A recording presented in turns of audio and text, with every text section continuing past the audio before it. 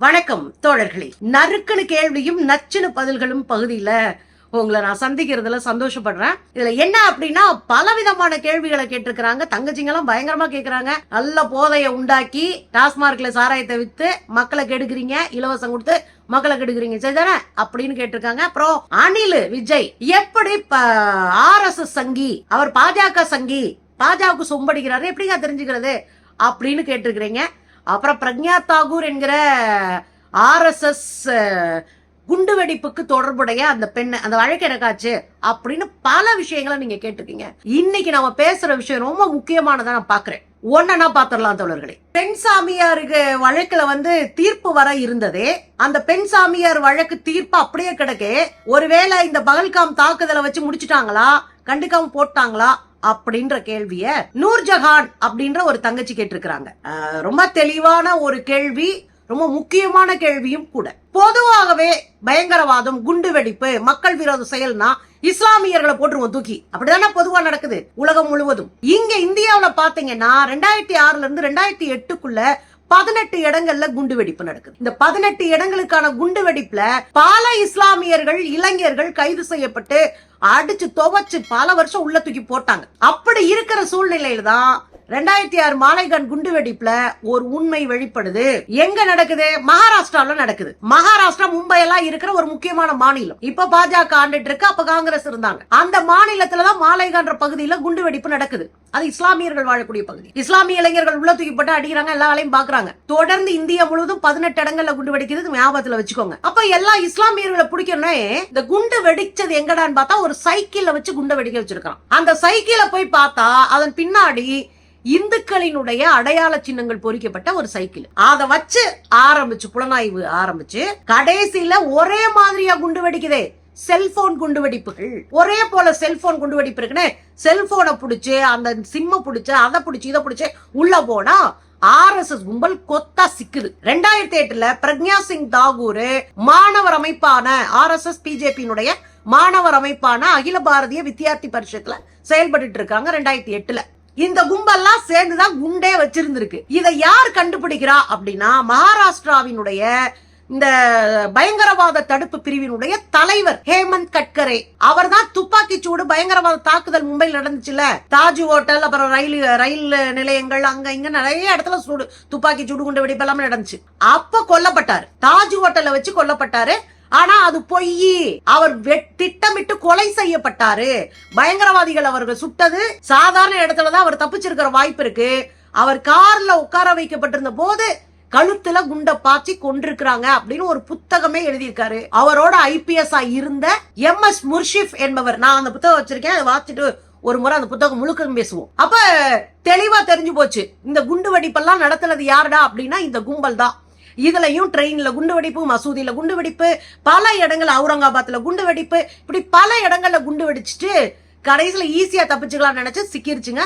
இந்த குரூப்ல சிக்கினதுல யாரெல்லாம் அப்படின்னா பிரக்ஞா சிங் தாகூர் ஒரு பக்கம், அவர் மாணவர் அமைப்புல இருக்காரு. ஓய்வு பெற்ற ராணுவ மேஜர் ரமேஷ் உபாத்தியாயா அப்படின்றவரு சிக்கி இருக்கிறாரு. அதே போல சாமியாரு தயானந்த் பாண்டே சாமியாரு சிக்கி இருக்கிறாரு. அதே மாதிரி கர்னல்ஸ், அதாவது ராணுவத்துல வேலை பார்த்து ரிட்டையர்ட் ஆன கர்னல்ஸ் பிரசாந்த், ஸ்ரீகாந்த், புரோஹித்னு 11 பேர் கைது செய்யப்படுகிறார்கள். அப்புறம் உள்ள வச்சு தட்டி கேட்கும் போது பல விஷயம் உள்ள வருது. இதுல முக்கியமானது என்ன நடந்து போச்சு அப்படின்னா, இந்த வழக்குல RSS வேலைக்காரரா, அதாவது பிரச்சாரகரா காஷ்மீர்ல வேலை பார்த்தவரு, மகாராஷ்டிராவில பஜ்ரங் தளினுடைய தலைவரா இருந்தவரு, அவர் பேரு யஷ்வந்த் ஷிண்டே. அவரு சாட்சியா மாறிட்டார். அதுலதான் இந்த கும்பல் ஃபுல்லா சிக்கிச்சு. ஏற்கனவே 2008 அபிடவிட் எல்லாம் போட்டாச்சு, இவர் கொடுத்த சாட்சி எல்லாம் பார்த்து நேரடியாக 3 ஆண்டுகளுக்கு முன்பு, 2 வருஷம் நினைக்கிறேன் ஐ திங்க், நேரடியாவே போய் நீதிமன்றத்துல நாங்க எப்படி மாணவர்களுக்கு ட்ரைனிங் கொடுப்போம், இளைஞர்களுக்கு எப்படி RSS ட்ரைனிங் கொடுக்கும், எப்படி நாங்க குண்டு வைப்போம் அப்படின்றத விலாவாரியா சொல்லிட்டார் யஷ்வந்த் ஷிண்டே. விலாவாரியா சொன்னதுனால இந்த கும்பலுக்கு தண்டனை உறுதி செய்யப்பட்டது. இடையில இந்த அம்மா இருக்கிறாங்க இல்லையா, பிரக்ஞா சிங் தாகூர், அந்த அம்மா குற்றமற்றவன் என்னையே சொல்லுது, தேசிய பாதுகாப்பு அந்த நிறுவனம் சொல்லுது, அந்த அம்மா பாவங்க, அவங்க எல்லாம் நல்லவங்க அப்படின்ற மாதிரி ஒரு பாஜக ஆட்சியில சர்டிபிகேட் கொடுத்து அந்த அம்மா எம்பியா நின்று, எம்பியா போன எலெக்ஷன்ல பார்லிமெண்ட்ல போய் உட்கார்ந்துருக்கு. இப்ப புரியுதுங்களா? இந்த சங்கி கும்பலுக்கு இப்போ தீர்ப்பு வருது. அதான் அந்த தங்கச்சி கேட்டிருக்காங்க நூர்ஜஹான், ஏக்கா தீர்ப்பு என்னக்கா ஆச்சு, இந்த கும்பல் மேல இருக்கிற தீர்ப்பு அப்படின்னு கேக்குறாங்க. இந்த தீர்ப்பு மே 5ஆம் தேதி சொல்லப்படுவதா இருந்தது. நான் கூட எக்ஸ் தளத்துல பதிஞ்சிருக்கேன். என்னையே இன்னைக்கு வேற வழியே இல்லாம இந்த குற்றவாளிகளுக்கு தூக்கு தண்டனை கொடுக்கணும் அப்படின்னு பரிந்துரை பண்ணிருக்கு. அப்ப தூக்கு தண்டனை தரணும்னு பரிந்துரை பண்ண இந்த கேஸ் அப்படியே கடப்புல இருக்கு. 5ஆம் தேதி தீர்ப்பு கொடுத்திருக்கணும், கொடுக்கல. எப்படிங்க பாஜக ஆட்சியில பாஜக கும்பல் RSS கும்பல் வேட்டை வச்சு வெடிய வச்சு வெடிகுண்டை போட்டு இந்த நாட்டின் அமைதியை குலைச்சு இங்க ஆட்சிக்கு வரணும்ன்ற ஒரே காரணத்துக்காக இந்த நாட்டு மக்களை சீரழிக்கிற கும்பல் எப்படி சிக்கும்? அதிகாரத்தை வச்சு எல்லா துஷ்பிரயோகம் செய்யக்கூடிய பாஜக ஆட்சியில தீர்ப்பு நிறுத்தி வைக்கப்பட்டிருக்கிறது. அதுக்கு இடையில பகல்காம் தாக்குதல், அப்புறம் ஆபரேஷன் சிந்தூர், அப்புறம் மூவர்ண கொடிகளை வைத்துக் கொண்டு திரங்கா யாத்திரை, அப்புறம் உலக நாடுகள் பூரா சொல்லி இப்படி உருட்ட ஆரம்பிச்சதுனால இந்த வழக்கு ஓரமா இருக்கு. மக்களுக்கு தெரியவும் இல்லை. இன்னும் தீர்ப்பு வரல. வந்த கட்டாயம் சொல்லுவேன் தங்கச்சி நூர்ஜஹான். அடுத்து ஒரு கேள்வி கேட்டாங்க, தானியல் விஜய் இருக்காருலங்கக்கா, அவர் எப்படி சங்கி பையன் கண்டுபிடிக்கிறது அப்படின்னு கேட்டாங்க. கேட்டது யார் அப்படின்னா தம்பி ஜெகநாதன். தம்பியா அண்ணனா, நான் எல்லாரையும் தம்பி தங்கச்சின்னு சொல்லிடுறேன். ஜெகநாதன் கேட்டாரு. இந்த ஜெகநாதன் கேட்டதுல ஒரு பெரிய அரசியல் இருக்கு தோழர்களே. ஏன் நாம விஜய சங்கின்னு சொல்றோம், விஜயை ஏன் கட்டி இழுத்துட்டு வந்து இறக்கி விட்டாங்க, பலிகடாவாக்கிட்டாங்கன்னு சொல்றோம் அப்படின்னா பல உதாரணங்களை சொல்ல முடியும். விஜய் கட்சியே ஆரம்பிக்கிறதுக்கு முன்னாடி இங்க பாண்டிச்சேரியினுடைய முதலமைச்சர் ரங்கசாமி 3 முறை அவருடைய வீட்டுல வச்சு நீலாங்கரையில சந்திக்கிறார். 3 முறை பல மணி நேரம் பேச்சுவார்த்தை நடத்தப்பட்டது. எதுக்கு பல மணி நேரம் பேச்சுவார்த்தை? ஒரு முதலமைச்சர் பக்கத்து மாநிலத்தினுடைய முதலமைச்சர் இங்க வராரு அப்படின்னு பாத்தீங்கன்னா அதுக்கு பின்னாடி இருந்தவர் புஸ்ஸி ஆனந்த். புஸ்ஸி ஆனந்த் யார் அப்படின்னா பாண்டிச்சேரியில இருக்கக்கூடிய புஸ்ஸின்னு ஒரு தொகுதி, ஒரு 2 தெருவு இருக்கிற ஒரு தொகுதி. பாண்டிச்சேரி குட்டி யூனியன் இல்லையா, அதுல 2 தெருவுல இருக்கிற ஒரு தொகுதி. மொத்தம் 3000 வாக்கு கூட இருக்காது. அப்படிதான் வாங்கி எம்எல்ஏ ஆவாங்க. அந்த தொகுதியில எம்எல்ஏ ஆனவர் யாருடைய தயவுல? இந்த இன்னைக்கு முதலமைச்சரா இருக்கக்கூடிய ரங்கசாமியினுடைய தயவுல எம்எல்ஏ ஆனவர். ரங்கசாமியினுடைய சீடன் என்று தன்னை சொல்லிக் கொள்றவர் புஸ்ஸி ஆனந்த். புஸ்ஸி ஆனந்த் மேல நிலத்த ஆட்டையை போட்ட வழக்கு, பணத்தை வச்சு மிரட்டி காசு வாங்கின வழக்கு, அங்க ஒயிட் ஏரியான்னு இருக்கு, அதாவது பிரெஞ்சு பீப்புள்ஸ் இருந்த பகுதி. அதுல பிரெஞ்சுக்காரவங்க எல்லாம் இல்லன்ற வீடுகளை எல்லாம் போலி பத்திரம் போட்டு அவர் எடுத்த வழக்கெல்லாம் இருக்கு. அது ஒரு ஓரமா இருக்கட்டும். ஆனா இந்த புஸ்ஸி ஆனந்த் தான் இவர் ரசிகர் மன்ற தலைவராக இருந்து கட்சியை ஆரம்பிக்கிறதுக்காக ரங்கசாமியை வைத்து பேச வச்சு இருக்கார். ஏன் இத RSS பிஜேபி சங்கின்னு சொல்றீங்க அப்படின்னா ரங்கசாமி பிஜேபி சரணடைஞ்சிருக்கார். அங்க கூட்டணி ஆட்சி பாஜக ஆட்சி நடக்குது. ஆனா முதலமைச்சர் டம்மி பீஸா உட்கார்ந்துருக்காரு. அங்க ஆட்சி செய்யறது பாஜக. ஆனா தலைமை யாரு? முதலமைச்சர் யாரு? ரங்கசாமி. இப்ப உங்களுக்கு புரியுதா? இந்த சர்க்கிள முதல்ல புரிஞ்சுக்கோங்க. 2வது விஷயம், நீலாங்கரையில போய் ஏங்க விஜய சந்திச்சீங்க அப்படின்னு ஐயா முதலமைச்சர் ரங்கசாமி கிட்ட கேட்கும் போது அப்படியே கடந்து ஓடுறாரு. அதெல்லாம் ஒண்ணு இல்லைங்க அப்படின்ட்டு ஓடுறாரு. பதிலே சொல்லாம ஓடுறாரு. ஏன் ஓடணும்? நீங்க சாதாரண நட்பு ரீதியில் நாங்க சந்திச்சோங்க, நான் விஜய் ரசிகர்கிட்ட கூட சொல்லிட்டு போங்க. ஏன் முதலமைச்சர் விஜய்க்கு ரசிகரா இருந்தா தப்பா? அதெல்லாம் தப்பே கிடையாது. எந்த ஒரு கலைஞனா இருந்தாலும் ரசிகரா இருக்கிறது தப்பு கிடையாது. நான் விஜய் ரசிகர் தான்ப்பா. சினிமாவை பொறுத்த வரையும் அரசியல எனக்கு தெளிவு இருக்கு, அதுல நான் தெளிவா இருப்பேன். அப்போ சொல்லாம ஓடி ஒளியிறாரு. இதை தாண்டி இன்னொரு விஷயம் என்ன நடக்குது அப்படின்னா 2024 தேர்தலுக்கு முன்னாடி கட்சி ஆரம்பிக்கிறாரு. இந்த கட்சியை ஆரம்பிச்சீங்கல்ல, அதுக்கு முன்னாடி நடந்த உள்ளாட்சி தேர்தல்லையே அந்தந்த பகுதிகளில் விஜயினுடைய நற்பணி மன்றம் அங்க போய் நிக்கிறாங்க. எலெக்ஷன்ல உள்ளாட்சி தேர்தல எலெக்ஷன்ல நின்னுட்டாங்க. நின்னு பல தொகுதிகளில் வார்டு மெம்பர் ஆயிருக்கிறாங்க, கவுன்சிலர் ஆயிருக்கிறாங்க. விஜயினுடைய ரசிகர்கள் பலரும் வெற்றி அடைஞ்சிருந்தாங்க. எப்போ கட்சியே ஆரம்பிக்கல, அதுக்கு முன்னாடி நடந்த உள்ளாட்சி தேர்தல்ல பங்கெடுத்தாங்க. இதையே நான் சொல்றேன்னா கட்சி ஆரம்பிச்ச பிறகு வந்த 2024 நாடாளுமன்ற தேர்தல பங்கெடுக்கல. ஏன்? நீ கட்சி ஆரம்பிக்கிறதுக்கு முன்னாடியே உள்ளாட்சியில பங்கெடுக்க தெரிஞ்ச உனக்கு நாடாளுமன்ற தேர்தலை விட்டுட்ட. சரி, என்ன சொன்னீங்க காரணம்? நாங்க இன்னும் கட்சியை ஸ்திரப்படுத்தல, கட்சி ஸ்தாபனப்படுத்த வேண்டியிருக்கு, மக்கள் எல்லாம் திரட்டணும், கிளை அமைக்கணும், அது பண்ண. சரி, ஓகே, அது நியாயமான விஷயம் தான். ஆனா எப்படி 2026 எலெக்ஷன்ல நிக்க போறீங்க சொல்லுங்க? என்ன அடிக்கட்டுமானம் இருக்கு? இன்னமும் ரசிகர்களை வச்சிட்டு இருக்கீங்க. மேல இருந்து குதிக்கிறான். தலைவர்களை பார்த்து ஒருபோதும் மேல இருந்து குதிக்க மாட்டாங்க. நீங்க இப்ப மு.க. ஸ்டாலின் இருக்காரு முதலமைச்சர், அவருடைய ரசிகர், அவருடைய தொண்டர் அப்படின்ற ஒருத்தன் மரத்துல இருந்து குதிக்க மாட்டான். ஏன்னா அவனுக்கு ஒரு டிசிப்ளின் இருக்கும். இப்ப கம்யூனிஸ்ட் தலைவர்கள் வர்றாங்க, ஓடி போய் நாங்களாம் டொம்முன்னு உள்ள குதிக்கிறது இல்ல, டயர்ல குதிக்கிறது இல்ல. அதெல்லாம் குதிக்கிறேன்னா இன்னும் ரசிகர் மன்றமா தான் நீங்க வச்சிட்டு இருக்கீங்க. அப்போ உங்க கட்சியை ரசிகர் மன்றமா இருக்கிற சூழலை நீங்க அதை மாத்தி இவங்களை எல்லாம் தொண்டர்களா மாத்திர அரசியல் பணியா ஆரம்பிக்கல. இன்னையும் உள்கட்சி பிரச்சனை போயிட்டு இருக்கு. மரியாதை கொடுக்கல பல பெண்கள் வெளியே வந்துட்டு இருக்காங்க. சாதி பிரச்சனை ஓடிக்கிட்டு இருக்குன்றாங்க. சாதி பிரச்சனை ஓடிக்கிட்டு இருக்கு, தலித்துகளுக்கு சீட்டு தரமாட்டாங்கன்னு பல வீடியோக்களை அந்த கட்சிக்கு கட்சி ஆகிறதுக்கு முன்னாடியே ரசிகர் மன்றமா இருந்து 10 வருஷம் வேலை பார்த்தவங்க எல்லாம் சொல்ல ஆரம்பிச்சிருக்கிறாங்க. அதுக்கு எந்த பதிலும் கிடையாது. சும்மா ஒரு அறிக்கையை விட்டுட்டு ஓடிடுறாரு. இதெல்லாம் தாண்டி இன்னொரு விஷயம் என்ன அப்படின்னா, கட்சியினுடைய தலைமை அலுவலகத்திலேயே ஒரு பெண் பாலியல் சுரண்டலுக்கு ஆளாயிருக்கிறார். அதை விரிவா பேசணும்னு நினைச்சிட்டு இருந்த டைம் இல்ல. அப்ப பாலியல் சுரண்டலுக்கு ஆளானது அவங்களே பேசுற ஆடியோ வெளியே வந்திருக்கு. ஆனா அதை பத்தி எந்த இதுமே இல்ல. அப்போ ஒரு பாஜகவை காப்பாற்றுவதற்கு 2024 எலெக்ஷன் என்பது நாடாளுமன்ற எலெக்ஷன். அது எங்களுக்கு முக்கியம் கிடையாதுன்னு நீ நினைக்கிறேன்னா அதுக்கு பின்னாடி என்ன அரசியல் இருக்கு? ஓட்டை பிரிச்சிடக்கூடாது. பாஜகவுக்கு வர்ற ஓட்டை பிரிச்சிட்டோம்னா பாஜக ஃபெயிலியர் ஆயிரும்.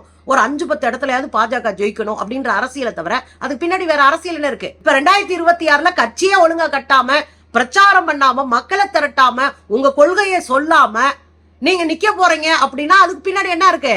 மாநில அளவுல ஆட்சிய ஓட்ட பிரிக்கிற வேலையை பார்த்து காலி பண்ணணும். திமுகவை காலி பண்றது அரசியல். இதைத்தான் பிஜேபி சொல்லுது, இதைத்தான் அதிமுக சொல்லுது. பிஜேபி கூட்டணி, அதிமுக கூட்டணி இதைத்தான் சொல்லுது. அதான் நீங்களும் சொல்றீங்க. ரீசன் சொல்லுங்கன்னு கேக்குறோம். அதை சொல்ல முடியல உங்களை. கூட்டணியை பார்த்து பாஜக பதறுது, அதிமுக பதறுது, நீங்களும் பதறீங்க. என்ன சொல்றது? இதெல்லாம் தாண்டி திராவிட அடையாளத்தை வச்சுக்கிறாங்க. அதாவது தலைவர்கள் எல்லாம் திராவிட அடையாளம், பெரியார், அம்பேத்கர், அது இதுன்னு போட்டுக்கிறாங்க. ரைட்டு, சந்தோஷம். ஆனா சித்தாந்த தெளிவு இருக்கா அந்த கும்பலுக்கு? அவசர கதியில அள்ளி தெளிச்ச ஒரு கட்சி தான் இது. ஏன் இதை எதை வச்சு சொல்றேன்? அறிக்கையா விட்டுட்டு இருப்பாங்கன்னு வச்சுக்கோங்களேன். அதுவும் அறிக்கை கூட இல்ல, வாழ்த்து செய்தியா போட்டுட்டு இருப்பாங்க. எப்பயாவது யாரையும் அடிக்காம ஒரு அறிக்கை வரும். அந்த அறிக்கையிலும் பாஜகன்ற பேரே வராது. பாஜகன்ற பேர் வராது. ஆனா திமுகன்ற பேர் பல முறை வரும். பாஜகன்ற பேரே வராது. இன்னும் சொல்ல போனா இந்த நாட்டை நாசமாக்கி இருக்கிற, இந்த நாட்டின் அரசியல் சாசன சட்டத்தை நீர்த்து போக வைத்திருக்கிற, இந்த நாட்டில் மக்கள் வாழும் உரிமையை ஒண்ணும் இல்லாம உடைச்சு காலி பண்ணிருக்கக்கூடிய, சிறுபான்மை மக்களை வாழ்வாதாரமற்றவர்களை மாற்றி இருக்கக்கூடிய, பிற்படுத்தப்பட்ட மக்களினுடைய இடஒதுக்கீட்டை புடுங்கிய, இன்னும் சொல்ல போனா பெண்கள் வாழ தகுதியற்ற நாடாக மாற்றி இருக்கிற, இளைஞர்கள் தற்கொலை செய்து கொள்ளுகிற நாடாக மாற்றி இருக்கிற, இன்னும் சொல்ல போனா ஆசியாவில 2வது இடத்துல தற்கொலை அதிகமா இளைஞர்கள் செய்யறது இந்தியால தான். இப்படி எல்லா அயோக்கியத்தனம் பண்ற பாஜக பத்தி நீங்க பேச மாட்டீங்க. ஆனா இங்க முட்டை மோதி தப்பு நடக்கும் அரசியல்ல. அதை சரி பண்ணிக்கிட்டு போகிற திமுகவை பார்த்து உங்களால கேள்வி கேட்க முடியுது. திமுகவை அடிப்போம் மிதிப்போம் அப்படின்றீங்க. ஆனா பாஜகவை தடவி கொடுக்குறீங்களே, இதன் பின்னணி அரசியல் என்னன்னு ஒரு கேள்வி வருது. இதெல்லாம் தாண்டி எனக்கு கடுப்பான ஒரு இடம் எதுனா, பெரியாரை குறித்து சில சில்லண்டிகள், சில்லறைகள், பார்ப்பன கைக்கூலிகள், அடியாட்கள் எதை வேணாலும் பேசலாம். ஆனா நீங்க பெரியாரை தத்துவார்த்தமான ஒரு தலைவரா ஏத்துக்கிட்ட ஒரு அமைப்பு இல்லையா?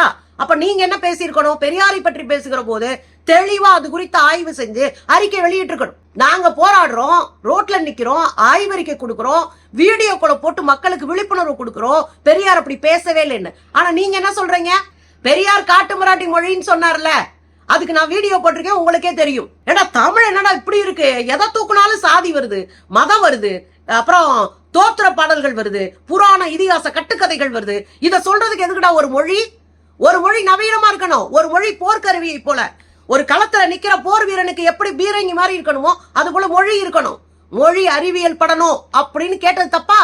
இத கூட 4 வரி வாசிக்காத கும்பல பெரியாரோடு முரண்பாடுகள் இருந்தாலும் அவர்தான் எங்கள் தலைவர் அப்படின்னு சொன்னா நாம சந்தேகப்படுவோமா இல்லையா? அந்த சந்தேகம் தான் இந்த சொல்ற காரணிகள் எல்லாம் பாஜகவினுடைய அடிவரடியாக பிஜேபி இவரை கொண்டு வந்து கட்டி இறக்கி விட்டு ஓட்டு பிரிக்கிற ஒரு துருப்புச்சீட்டா மாத்திருக்கு அப்படின்றதுனாலதான் நம்ம சொல்றோம் தம்பி. இன்னொரு விஷயம் என்ன கேட்டாங்கன்னா, டாஸ்மாக் கடையப்புறம் திறந்து வச்சு மக்களை அப்புறம் குடிகாரனாக்கி உங்களை கேள்வி கேட்க விடல. அதே போல இலவசங்களை கொடுத்து மக்களை வாயடைக்கிறீங்க. டெய்சி ராணின்னு ஒரு தங்கச்சி கேட்டிருக்காங்க, ரொம்ப நல்ல கேள்வி. டாஸ்மாக் கடையை யார் யார் திறந்தது அப்படின்னா, 1983 எம்ஜிஆர் ஆரம்பிச்சது டாஸ்மாக் கடை. அதுக்கப்புறம் 2003 ஜெயலலிதா அவர்கள் அதை தூசி தட்டி மீண்டும் டாஸ்மார்க்க கொண்டு வந்தாங்க. அன்னைக்கெல்லாம் இந்த ஆளுங்க கேள்வி கேட்கல. ஒண்ணு, டாஸ்மார்க்க டப்புனு மது ஒழிப்பு கொண்டு வர முடியுமா? அது எந்த நாட்டிலையும் சாத்தியப்படாத ஒண்ணு. படிப்படியா மதுவை ஒழிக்கணும், அதுல எனக்கு முரண்பாடே இல்லை. இப்ப 664 கடைகள் ஒழிக்கப்பட்டிருக்கு, மூடப்பட்டிருக்கு. அதனுடைய லிஸ்ட் ஆன்லைன்ல இருக்கு, போய் பாருங்க. கொஞ்சம் கொஞ்சமா குறைக்கட்டும். ஏன் கொஞ்சம் கொஞ்சமா குறைக்கணும்? குடிநோயாளிகள் அதிகமா தமிழ்நாட்டுல இருக்கிறாங்க. குடிநோயாளி யாரு? குடிக்காம அவனால எதுவுமே பண்ண முடியாது. ஒரு டெய்லி அவன் குடிச்சே ஆகணும். அது அந்த அப்படிப்பட்ட மனநிலை இருக்கிறவங்களுக்கு குடிநோயாளின்னு பேரு. அந்த குடிநோயாளிகளை பாதுகாப்பதற்கான மையங்களை இன்றைக்கு இருக்கிற அரசு திறந்திருக்கு, ஹாஸ்பிட்டல்ஸ் திறந்திருக்கு.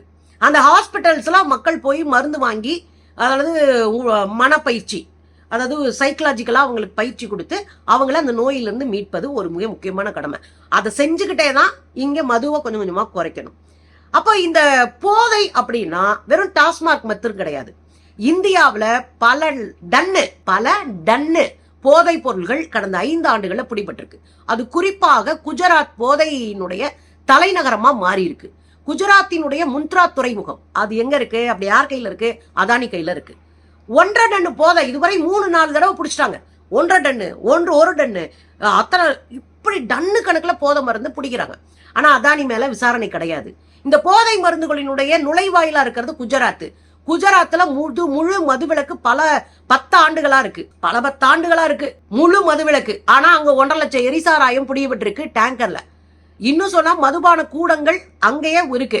உள்துறை மந்திரியினுடைய தொகுதியிலேயே 5 போதை மருந்து தயாரிக்கிற நிறுவனங்கள் பிடிபட்டிருக்கு. இப்படி பல விஷயங்கள் இருக்கு. இங்க முந்த்ரா துறைமுகத்துல இருந்து தான் இங்க பாண்டிச்சேரியில இருக்கிற காரைக்கால் துறைமுகத்துக்கு போதை மருந்துகள் கடத்தப்படுது. அங்க இருந்து பாண்டிச்சேரி போய் பாண்டிச்சேரியில இருந்து தமிழ்நாட்டுக்குள்ள வருது. அப்ப இத்தனை பிரச்சனைகளையும் சந்திக்க வேண்டியிருக்கு. இதை கண்டுபிடிச்சு இதை சரி பண்ணி அந்த வேலைகளை அரசு போயிட்டு இருக்கு. ஒண்ணு. சோ ஒரே பார்வையில இப்படின்னு பார்க்க கூடாது. இது பெரிய விஷயமா இருக்கு. முழு மதுவிலக்கு எந்த நாட்டிற்கும் சாத்தியப்படாது. அதை கட்டுப்பாட்டுக்குள்ள கொண்டு வர்றது தான் நம்முடைய வேலையா இருக்கணும். அதான் சயின்டிபிக் பார்வை. 2வது விஷயம், இலவசங்களை எல்லாம் கொடுத்து நீங்க மக்களுக்கு எடுக்கிறீங்க. ஒருபோதும் இல்லை. ஏன்? இலவசங்கள் அப்படின்றது அரசினுடைய வளங்களை மக்களுக்கு பகிர்ந்து கொடுப்பது. ஒரு டிவி வாங்கணும், ஒரு மிக்சி வாங்கணும், ஒரு கிரைண்டர் வாங்கணும் அப்படின்னா இந்த பேசிக்கான பொருள்களை ஒரு கடையில போய் நம்ம வாங்குறோம்னா ஒரு 50,000 செலவழிக்க வேண்டிய தேவை இருக்கும். ஆனா இதை அரசு கொடுக்குது அப்படின்னா அந்த 50,000 ஒரு சாமானிய தொழிலாளிக்கு மிச்சமாகும். இந்த 50,000 அவன் குழந்தையினுடைய கல்வி செலவுக்கோ மற்றதுக்கோ பயன்படுத்துவான். சோ எல்லாருடைய சரிசமமான ஒரு வாழ்க்கை தரத்துக்கு உயர்த்தப்படுவான். பக்கத்து வீட்டு ஜன்னல்ல போய் நின்று எட்டி பார்த்து டிவி பார்த்த பழக்கம் விஷயம் எனக்கு இருந்திருக்கு. நான் ஒரு வாத்தியார் வீட்டுல பிறந்தாலும் பக்கத்து வீட்டுல எட்டி பார்த்து டிவி பார்த்திருக்கோம் நாங்க 80கள்ல. அப்போ எங்களுக்கு நல்லா ஞாபகம் இருக்கு. 80களினுடைய இறுதியில பக்கத்து வீட்டுல தான் போய் டிவி பார்க்குற ஒரு சூழல்லாம் இருந்துச்சு. இன்னைக்கு வீட்டுக்கு டிவி பார்க்கறோம். இந்த வளங்களை மக்களுக்கு கொண்டு சேர்ப்பது அரசினுடைய கடமை. அது இலவசம்னு நம்ம ஒதுக்கி தள்ள முடியாது. 2வது விஷயம், கல்வியில எல்லாமே இலவசம் தான். அரசு கல்வி துறையை பொறுத்தவரையும் எல்லாமே இலவசம். சாப்பாடு, புத்தகம், யூனிஃபார்ம், செருப்பு, முந்தியெல்லாம் பல்பொடி வரைக்கும் கொடுத்தாங்கன்னு வச்சுக்கோங்களேன். காலை உணவு, மதிய உணவு எல்லாமே கிடைக்குது. அப்ப இது இலவசம் தான் தோணும். ஆனா இது இலவசம் இல்ல, அரசு செய்ய வேண்டிய பொறுப்பு, கடமை. ரைட்டா? சரி, இதோட இன்னைக்கு 20 லட்சம் கம்ப்யூட்டர், லேப்டாப்ஸ் காலேஜ் பசங்களுக்கு கொடுக்குறாங்க. முதல்ல ஸ்கூல் பசங்களுக்கு கொடுப்போம். அவனுக்கு அதை யூஸ் பண்ணவே தெரியாது. 5,000 ரூபாய்க்கு வித்துருவான். இப்ப காலேஜ் படிக்கிறவனுக்கு அது ரொம்ப இம்பார்ட்டன்ட். அதுவும் நல்ல ஃபெசிலிட்டியோட என்னென்னலாம் இருக்கணும், எத்தனை ரேம் இருக்கணும் வரைக்கும் 20 லட்சம் கம்ப்யூட்டர்ஸ் கொடுக்குறாங்க. அது ரொம்ப முக்கியம் பாக்குறேன். இது இலவசம் இல்லை. அப்போ ஒரு ரேஷன் கடை இருக்கு. நீங்க நினைக்கிறீங்க ரேஷன்ல போய் நம்ம காசு கொடுத்து வாங்குறோம், பாதி விலை கொடுத்து வாங்குறோம். ஏன்? மானியத்தை அரசு கொடுத்துரும். அரசு பாதி விலைக்கு தான் ரேஷன் கடையில நமக்கு பொருளை கொடுக்குறாங்க. ஏன்? அதுவும் ஒரு வகையில இலவசம் தான்.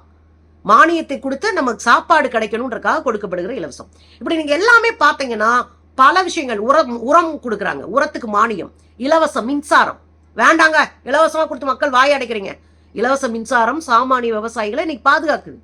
இதே மாதிரி இலவசம் பல விஷயங்கள் இருக்கு. தனியா ஒரு வீடியோவை தங்கச்சி கேட்டா நான் போடுறதுக்கு ரெடியா இருக்கேன். சரிங்களா? அப்ப இலவசம் சொல்லாதீங்க. இது ஒரு அரசு தன்னுடைய வளத்தை பகிர்ந்து கொடுப்பது. இந்த 5 ரூபாய்க்கு சாப்பாடு கொடுத்தாங்கல்ல அம்மா உணவகம், ஜெயலலிதா அவர்கள் உருவாக்குனது. அப்ப நானும் உங்களை மாதிரிதான் பேசினேன். ஏங்க, மீன் பிடிக்க கற்றுக்கொள்ளுங்கள், ஏன் சோறு போடுறீங்கன்னு. ஆனா நம்ம லாக்டவுன் இருந்தது இல்லையா, வேலை இல்லை, ஒண்ணுமே செய்ய முடியாது, சாப்பாட்டுக்கு வழி இல்லாம பல ஏழைகள், பல முதியவர்கள் அம்மா உணவகத்துல சாப்பிட்டாங்க. இல்லைன்னா அவங்களாம் செத்துருப்பாங்க. சோ இலவசம்னு பார்க்காதீங்க தங்கச்சி. இதை சயின்டிபிக்கா நீங்க பாருங்க. இது வளங்களை பங்களிப்பது.